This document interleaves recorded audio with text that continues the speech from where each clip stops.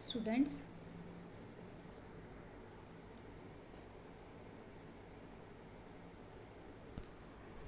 मैं उमा राठौड़। आज हम बीएससी पार्ट सेकंड के पेपर थर्ड में केमिकल इक्विलिब्रियम में आगे के topic thermodynamic derivation of law of mass action यानी सक्रिय द्रव्यमान के नियम का ऊष्मागतिकी व्युत्पन्न के बारे में अध्ययन करेंगे।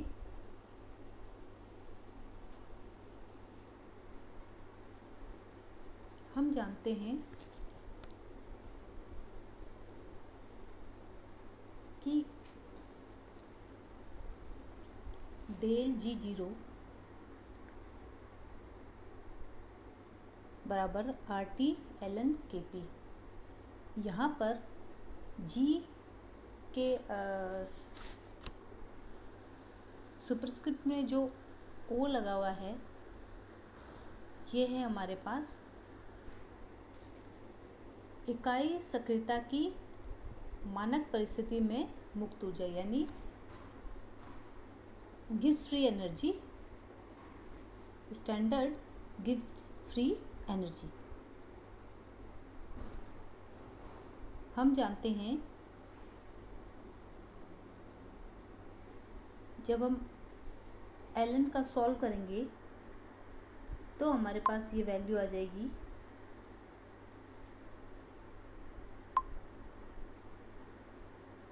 आर टी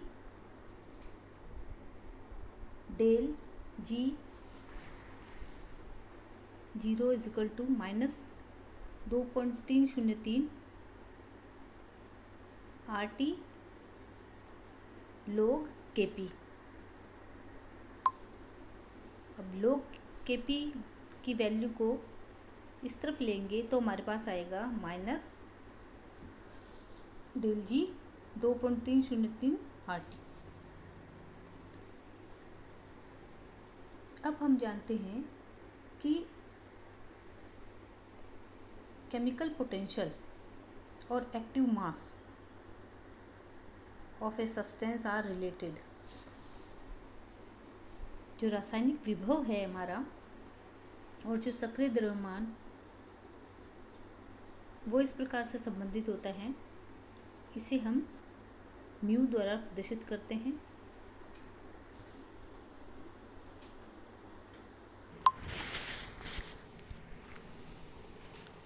इसे हम म्यू द्वारा प्रदर्शित करेंगे chemical potential of a substance.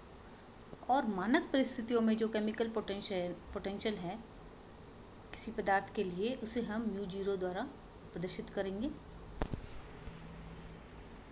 Standard chemical potential of a substance when active mass of substance is unit यानी A इज इक्वल टू 1। अब हम कोई जनरल इक्वेशन लेते हैं उस N1A N2B, इससे हमारे पास बना है M1C M2D। अब हमारे पास जो A B C D है इनका केमिकल पोटेंशियल हम इस प्रकार से प्रेजेंट कर सकते हैं। यह जो अब इक्वेशन दे रखी है इसे हम 1 नाम देते हैं। इस इक्वेशन में अगर N1 अणुओं की संख्या है तो यहाँ म्यू के आगे हमें N1 लिखना है। अगर A मॉलिक्यूल के लिए बात हो रही है, A रिएक्टेंट के लिए बात हो रही है तो म्यू के सब्सक्रिप्शन में हम लिखेंगे A। अगर B है तो हम लिखेंगे B, C है तो हम लिखेंगे C। इसी प्रकार इस म्यू के आगे जो रिएक्टेंट है N2 लिखा है, प्रोडक्ट में M1 लिखा है C के लिए और M2 लिखा है D के लिए। इसी रिएक्शन में हमें अलग अलग जो हमारा मॉलिक्यूल है ABCD उसके अकॉर्डिंग हमें रखनी है। अब फर्स्ट N1 की बात हो रही तो N1 mu A plus N1 RT ln A, क्योंकि हम ए मॉलिक्यूल के बारे में बात हो रही है इसलिए हम यहाँ लिखेंगे ए। सेकंड में जब हम बी के लिए बात कर रहे हैं और N2 है तो यहाँ N1 की जगह सब जगह आएगा हमारे पास N2 और यहाँ पे आता है हमारे पास B। अब हम बात करते हैं रिएक्टेंट की। तो इसी इक्वेशन में जो नंबर ऑफ मोल हमारे पास M1 है C1 के लिए, तो M1 μ0C plus M1 RT ln AC। इसी प्रकार D के लिए हमारे पास ये निम्न इक्वेशन प्राप्त होती है। M2D μD is equal to M2 mu standard condition में है, तो M2 μ0D plus M2 RT ln A और D मॉलिक्यूल के लिए।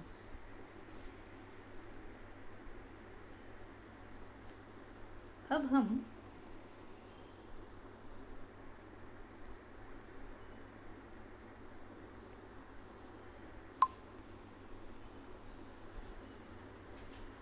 निकालते हैं कि free energy change in above reaction, कि इस रिएक्शन में फ्री एनर्जी चेंज कितना हुआ है। तो ये चेंज होता है हमारे पास जो डेल जी में टोटल प्रोडक्ट की मुक्त ऊर्जा गिव्स फ्री मुक्त ऊर्जा माइनस टोटल रिएक्टेंट की गिव्स फ्री मुक्त ऊर्जा। अब हम ऊपर वाली रिएक्शन से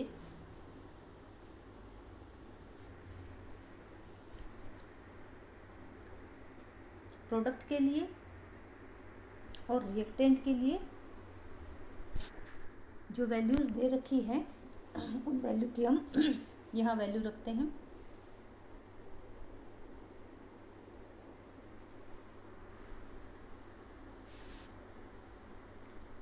तो हमारे पास ये जो रिएक्शन है तो del G is equal to, चूँकि प्रोडक्ट हमारा M1 से शो हो रहा है, C और D इसके अंदर प्रोडक्ट है, D के साथ M2 है, तो M1 μ0C plus M2 μ0D minus reactant हमारे पास N1 है और A और B है, तो N1 μ0A plus N2 mu B। इसी प्रकार आगे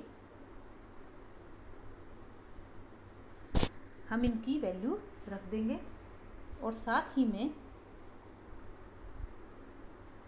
हम जानते हैं कि RT ln जो कि इन चारों अभिक्रियाओं में चारों समीकरण में कॉमन है, इसे हम बाहर लेते हुए हमारे पास वैल्यू क्या हो जाती है plus RT ln ACM1 AD की पावर M2 AA की पावर N1 AB की पावर N2। आगे del G is equal to del G0 RT ln AC की पावर M1 AD की पावर M2 A की पावर N1 अपॉन AA की power N1 AB की power N2। तो यह हमारे पास वॉन टू हॉफ जो आइसोथर्म है उसका एक अनदर इक्वेशन प्राप्त हो जाता है, इन विच activity for given mass are taken in place of partial pressure. अब हमारे पास हम देखें कि रिएक्शन यदि इक्विलिब्रियम स्थापित होता है तो ये जो रिएक्शन है डेल जी हमारे पास डेल जी 0 है। तो अब इसी रिएक्शन में जो हमें ये जो रिएक्शन मिली है जिसे हम सेकेंड रिएक्शन का नाम दे दें, यहाँ पे 0 रखते हुए सेम यही इक्वेशन कंटिन्यू करते हैं। अब डेल जी 0 को समीकरण के दूसरी तरफ लाने पर माइनस में आ जाएगी value is equal to RT ln same उसी प्रकार लिख देंगे। और ये जो वैल्यू है पूरी हमारे पास ये हमारे पास बराबर होती है Kc के। केमिकल जो इक्विलिब्रियम था, रासायनिक साम्य स्थिरांक के लिए, तो del G zero minus del D zero is equal to R T L N K C. यह हमारे पास के सी के लिए इक्वेशन प्राप्त हुई।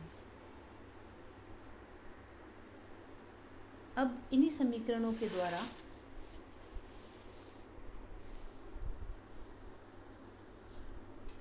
Del G is equal to minus R T L N K C plus R T L N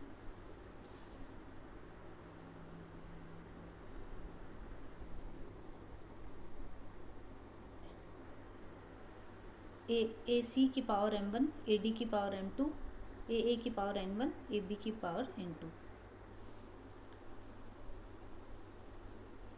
अब हम इस समीकरण को माइनस से मल्टीप्लाई करते हैं पूरी इक्वेशन को, तो ये जो वैल्यू है ये माइनस में आएगी, आर टी हो गया प्लस में, यहाँ पे भी जो वैल्यू प्लस में है ये चेंज हो गई माइनस में। यानी हम पूरे इक्वेशन को मल्टीप्लाई करते हैं बाई मल्टीप्लाई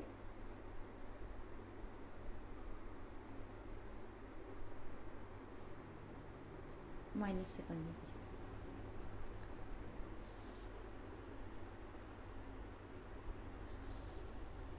इस प्रकार